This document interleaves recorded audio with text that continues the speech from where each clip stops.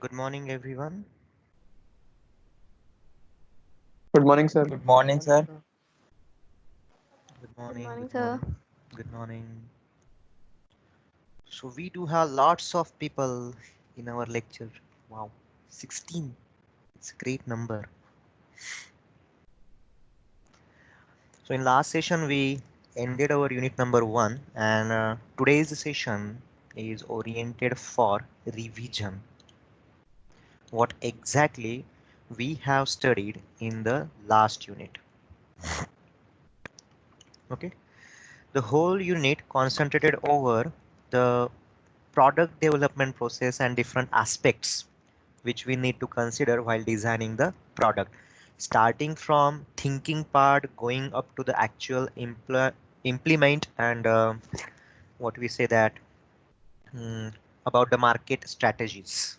Okay, so we do have everything to be covered in the complete product development process. So is white screen visible to all of you? Yes, sir. Okay. Meanwhile, while having the revision for unit number 1, probably I will ask few questions to individual students by taking the names. Okay, and you may take help of your own notebook, which you might have prepared while listening to the lectures, where you have noted down your own short notes while listening to the lectures. Probably you have done that, and if not, best of luck. So first point we discussed about product development cycle was the product development process. What are different phases which we need to consider for the product development? In that, we have seen the zeroth step was planning. Then we have concept development, where we discuss about the features. Then we do have system level design. Okay. Then after system level design, we do have detailed design.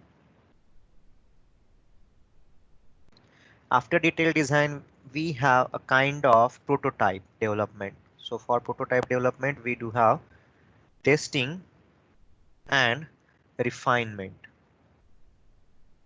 We have to check for the bugs. And later on, we have to decide the production ramp up, how to improvise the production and how to fasten the production as well. Let us take an example of non-electronic product, but a bio product, that is your corona vaccine. The stage 1 and stage 2 tests are okay, and stage 3 test is still going on, but the company has already started the production of the vaccination. So they are in the right now production ramp up phase. Okay. The second point we discussed about was man machine dialogue and industrial design. Man machine dialogue and industrial design. Okay, where we discussed a lot about the interfaces. Okay, interface between the human and the machine. So we have to think about lots of what we will say that aspects. So which to whom we should consider. So first we have to consider about the design team, what they think about. Then we have to think about the stakeholders, what they want. Okay, who are the stakeholders? The users, the influencers. Okay, then we do have repeated discovery about what the users want, what they need, what kind of improvement they seek. Okay, then according to that, we do have further development of the product and its delivery. Okay, and later on we come into the phase of early model concepts. It's not a pipeline over here. Design team think about it, then think about the stakeholders, think about the repeated discovery. It's not a pipeline.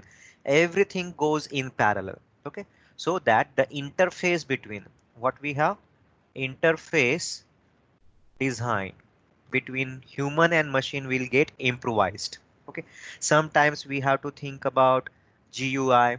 Okay, sometimes we have to think about what kind of functionality must be open to the users and what kind of functionality must be open to the developers and so on. The next point we discussed about was user-centered design.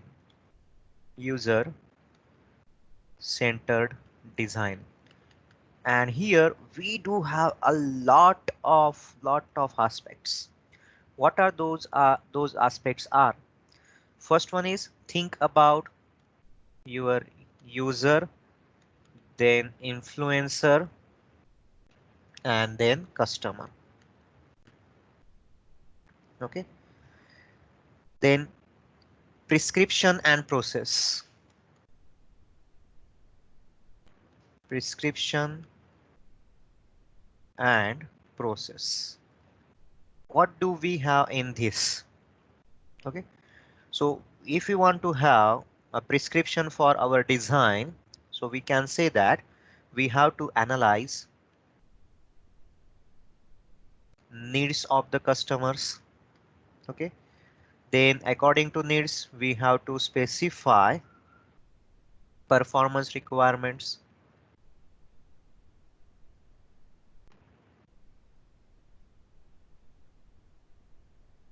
Then we also have to think about alternative methods to do tasks. Okay, then we have to have design for error recovery. What if the design or the software do have some kind of error?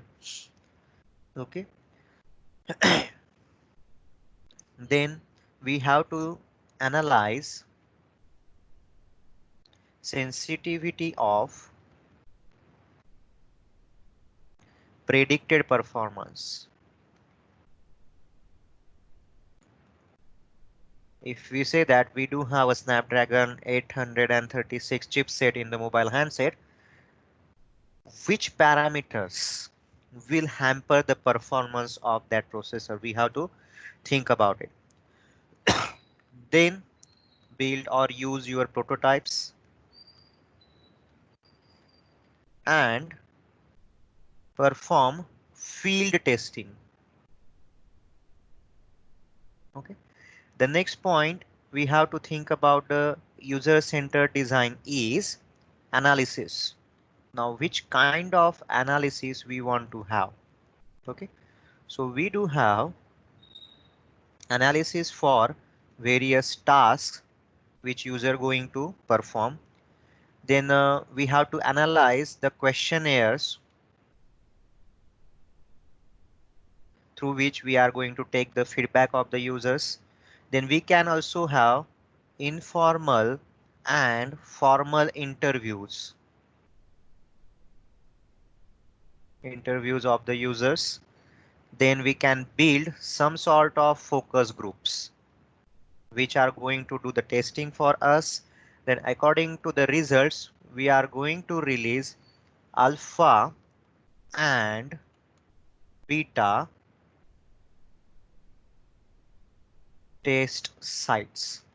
Okay, the focus groups example can be considered as a groups which will do testing for us or which will do the review for us.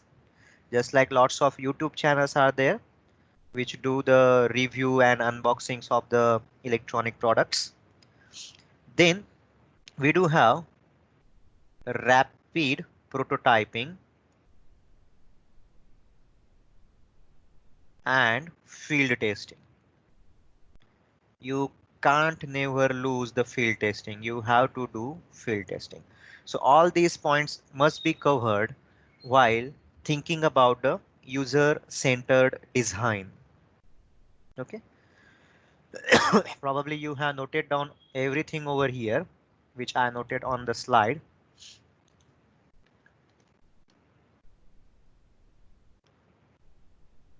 The next point we discussed about was 5 elements of successful design.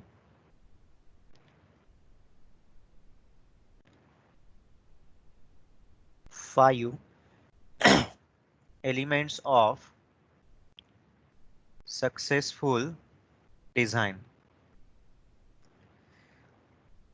In that, we do have 5 words known as cognition, then ergonomics,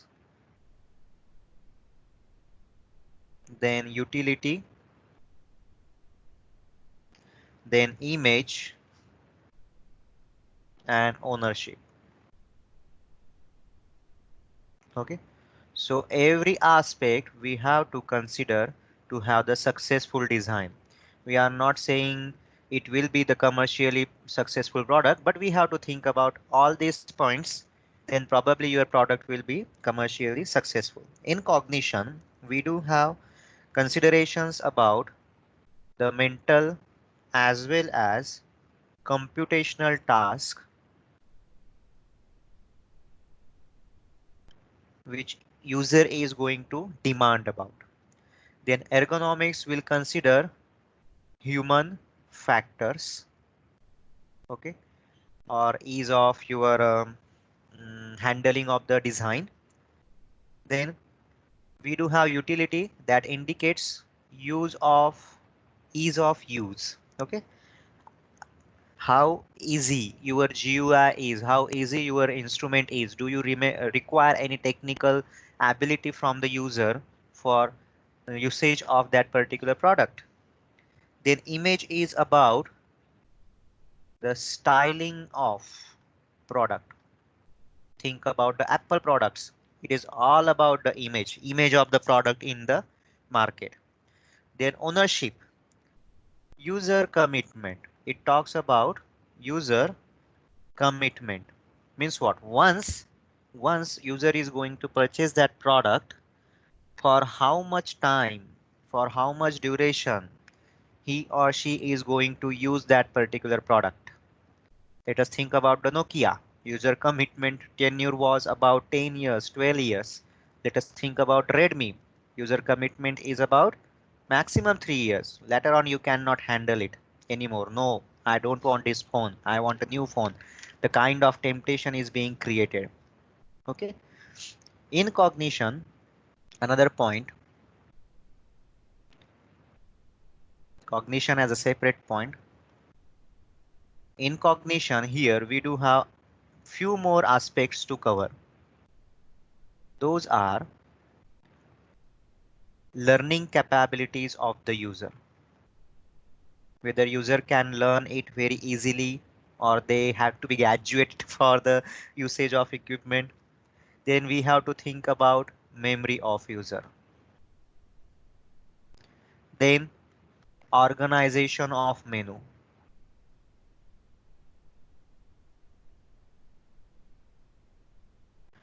Then consistency of menu or grouping of the menu. If you want to have a function about display, then put it into the display menu. Everything about the display will be available into that menu. Then user capabilities. User capabilities of using equipment. Okay. Some of the sophisticated electronic equipment do require some sort of training before using it. Then separate point, we do have ergonomics. In ergonomics, we have to consider different aspects like anthropometric data, where we are going to consider the dimensions of the user. Okay, dimensions. Let us think about your tablets. If you are designing a tablet for the kids, you have to think about its dimension and weight on the priority. Probably processing capacity is not a major concern for the tablets for kids.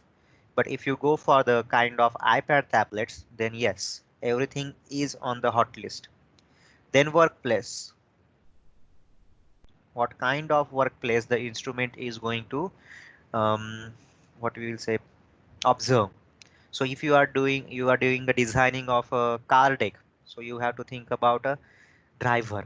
If you are going to design an electronic product for the aeroplane or avionics, then accordingly you have to think about the handling of your instrument.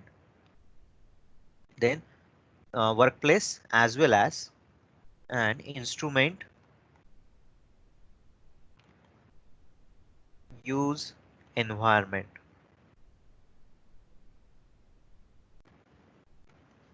Okay. Later on, lighting of the instrument. Lighting of the instrument means what? Whether you want to have the backlit panel or you want to have the LCD panel or LED panel, or how illuminated your device has to be so that its handling will be a kind of easy. Then we do have cues for signaling.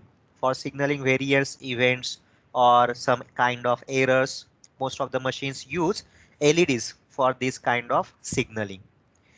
You can use the pictorial methods as well to indicate the hazards and various high voltage kind of signaling using the cues. All those are called as cues. Okay. The next point we came across was packaging and its factors. Packaging and its factors. So while discussing about the packaging and its dependent and the factors which decide the packaging, first one is physical constraints, which will include size, then weight, then mechanical structure. Then we do have what kind of material we are going to use, then what kind of finishing we require, then appearance of your packaging. Okay. Then next point is appearance, then ergonomics of your design, then whether your product is serviceable or not, serviceability. Then we have to think about the reliability of the packaging. Then very important, regulations and standards. If it is a high voltage device, then we have to pay keen attention towards the regulation and standards. The next one is physical environment.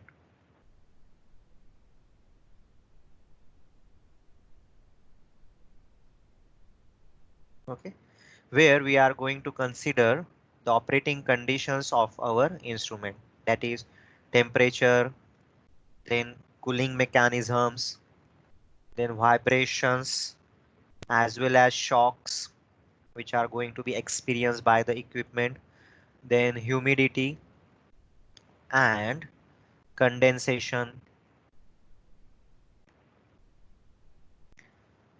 Then once again we have to think about vibrations as well as shocks.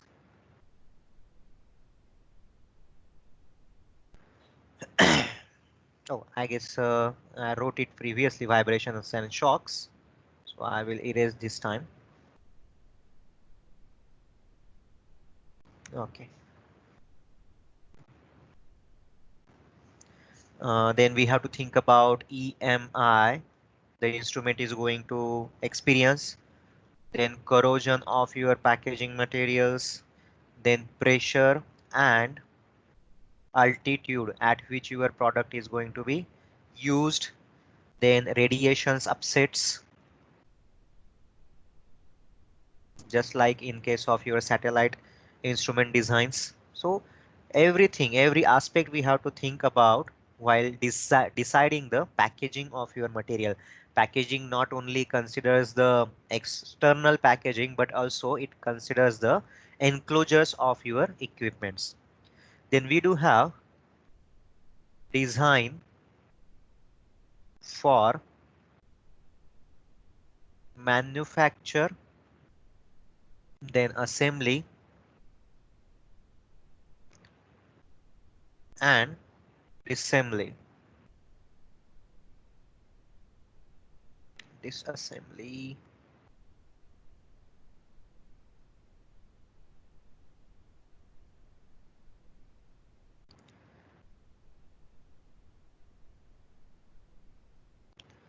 Okay. So here we do have first point, manufacturing.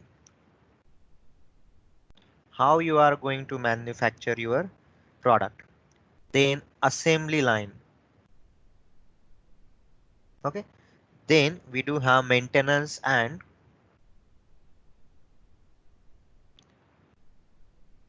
disassembly. Okay. So in every aspect, we have to think about another individual terms over here. So those terms are, while deciding the manufacturing of your product, we have to think about the materials. Okay. If you are designing a high speed integrated circuit, ICs, then what kind of materials you are going to use for the circuit building as well as for the packaging. Most of the time we use in terms of in case of processors, we use gold as a what we say that wiring material. Okay, gold and silver. Copper is used very little. Okay, most of the times we are going to use the alloys of gold and copper materials inside the ICs. Okay, then for assembly, most of the time we are going to think how our design can be a modular design. We know that if your design is modular design, so that we can manufacture all those models in parallel. We need not to go in a pipeline. And if we do have modular design, just like snap fit models, or we do have screw fitting models, whatever you choose, but try to have the modular design. Then maintenance and disassembly. Here we have to think about the human factors. What kind of human factors? Is user capable of maintaining the instrument at his or her end? Do they require any sort of training, or they do have any sort of capabilities? Okay. Then what kind of tools they will require to maintain or to replace the components inside the instrument? Then how much reliable of your servicing is? What is the reliability of your servicing? Many times you go to the electronics shop, repair shop, and you ask your mobile handset to be repaired, and you ask to the shop owner, कितना दिन चलेगा? He says, कोई guarantee नहीं, China का माल है. So you must have reliability on your maintenance and serviceability of your design. Okay. The next one is wiring. Wiring of your design. We are not talking about small PCBs and everything. We are talking about the big electronic products, just like used in military grade, military artillery, and military manufacturing. Let us say avionics. Let us say tanks. Lots of. Let us say spacecraft. Okay. So where wiring is significant in terms of size and weight. Okay. And also we have to think about what we say that connectors, which kind of connectors we are going to use. So whenever we are going to think about the wiring of our electronic product, the various aspects we have to think about are vibration, then abrasion and shock, connectors, which sort of connectors we are going to use, then EMI emission, then wire routing. It is always better to get a cabling connection in between the two parts of the equipment. Then servicing, then the temperature conditions, then humidity and fungus. So if you are thinking about a submarine, then you have to think about temperature, humidity as well as the fungus part of your wiring. The next one is vibration and shock. Vibration and shock. So different points which we can think about here are harmonic frequencies,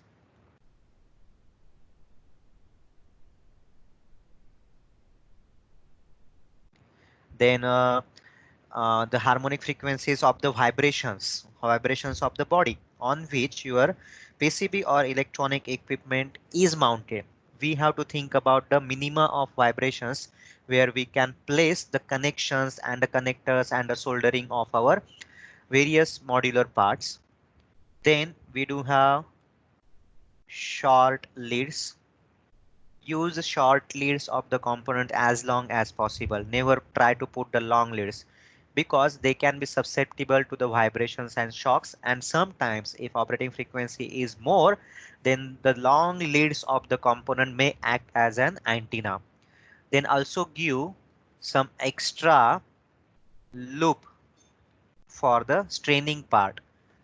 If your component is floating in the air, then never tighten the leads. Always give some sort of tolerance inside the leads. That is called as extra loop for tension. Then if we do have some heavy components, then tighten them using the clamps.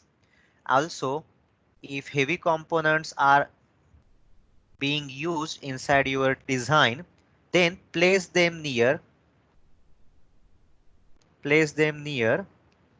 mechanical support. Mechanical support of your design. Let us say we do have some sort of connector, huge connector, place them together. You have screwing components on your PCB in your equipment. Place the heavy parts towards the screwing or some sort of mechanical supports. Okay, so we have to think about these parts. Okay, the next point I will say that the next group, rather I will say the next group is of foundation of circuit operation. Foundation of circuit operation. We do have first one safety, then we have noise, then we have energy coupling,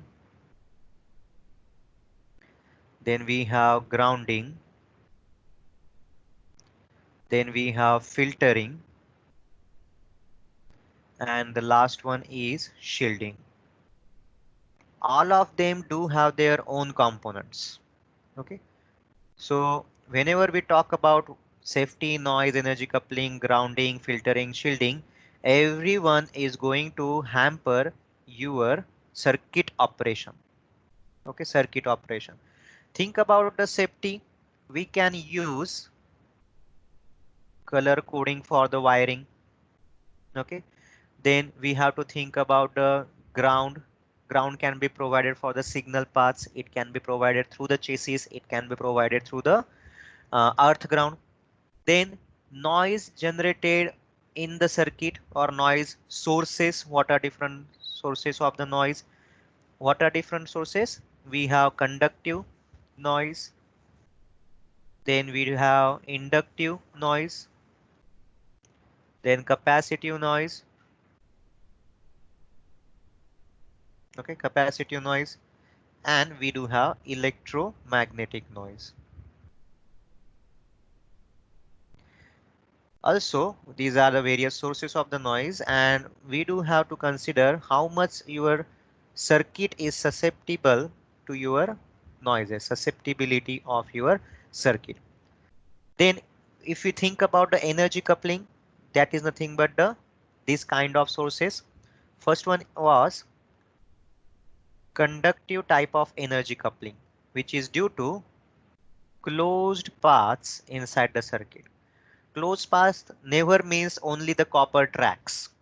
The closed paths can be through the ground plane. The closed paths can be through the unwanted circuit connections. The closed path can be through your PCB material as well. Conductive energy coupling. Then inductive coupling. So if we do have lots of change in current, okay, change in currents are going to produce the inductive coupling. Then capacitive coupling, if we do have change in voltage levels, lots of change in voltage levels, and usually it happens at the higher frequencies usually. Then about the electromagnetic energy coupling, it also occurs at higher frequencies. Okay, and we have a kind of consideration over here.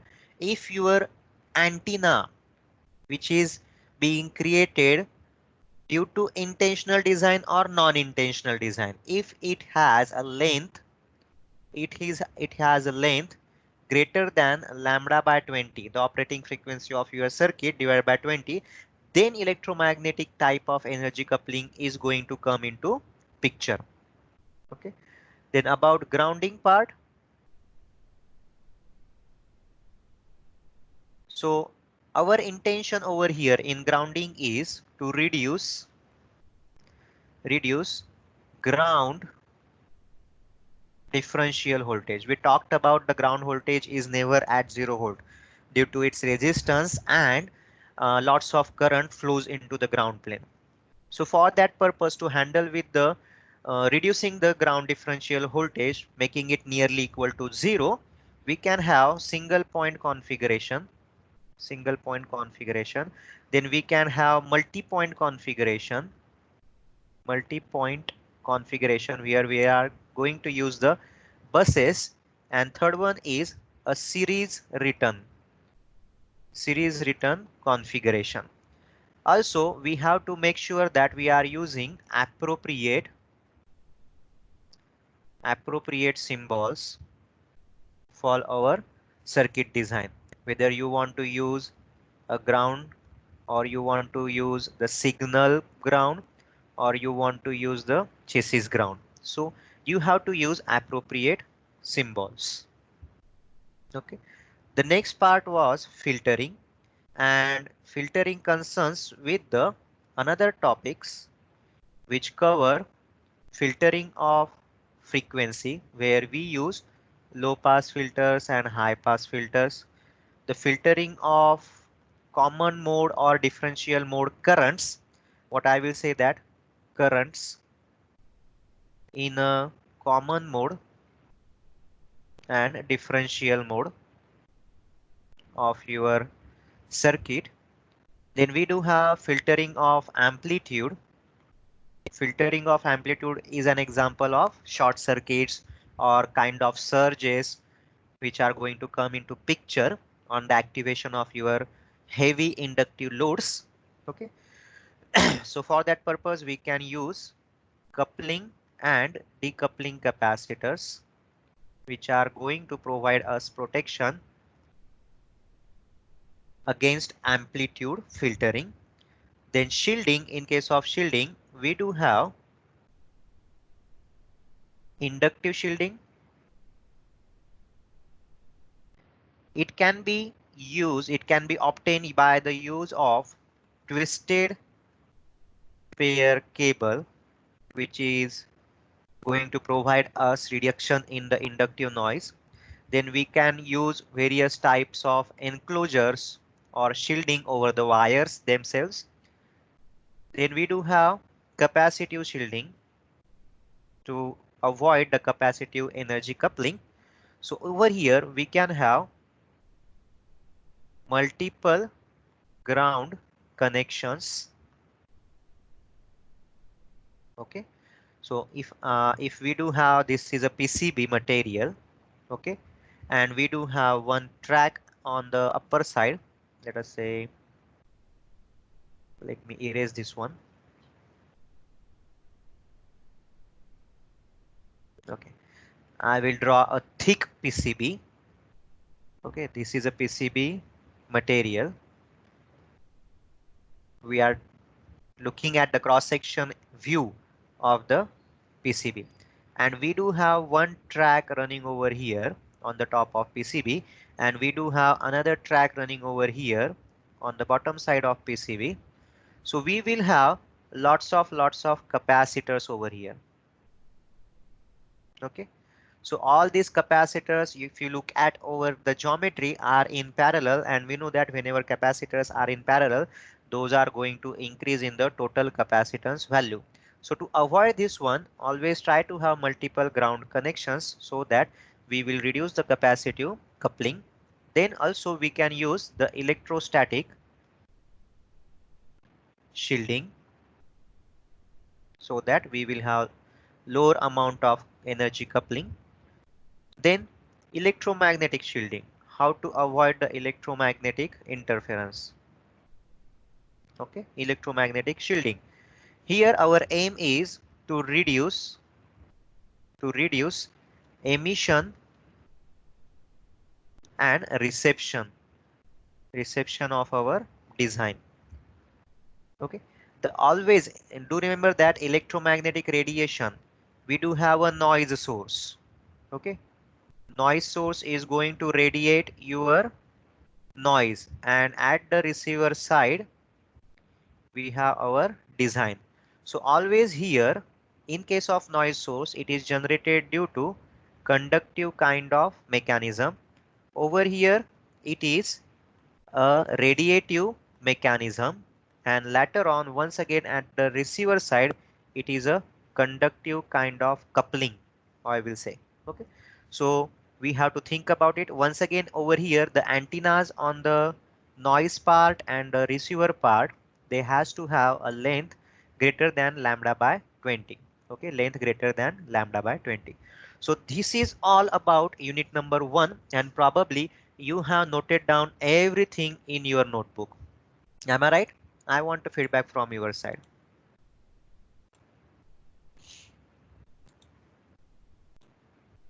Hello. Have you noted down everything which I have written on the slide? पहला वाला slide दिखाना, जब first slide लिखा था आपने. This one? हाँ sir, लिखना था इसे. Okay. Shubham Deshmukh. Shubham Deshmukh. The Microsoft AI is converting Shubham into Shobom, something like that. Shubham. Shomom. Shubham, are you there? Shubham Deshmukh? Shubham Deshmukh is the continuous third lecture. I see him as on hold. That means he is talking on his phone and not attending the lecture. Let me share you my entire screen. Shashi, are you done with the slide? Yes sir. Okay.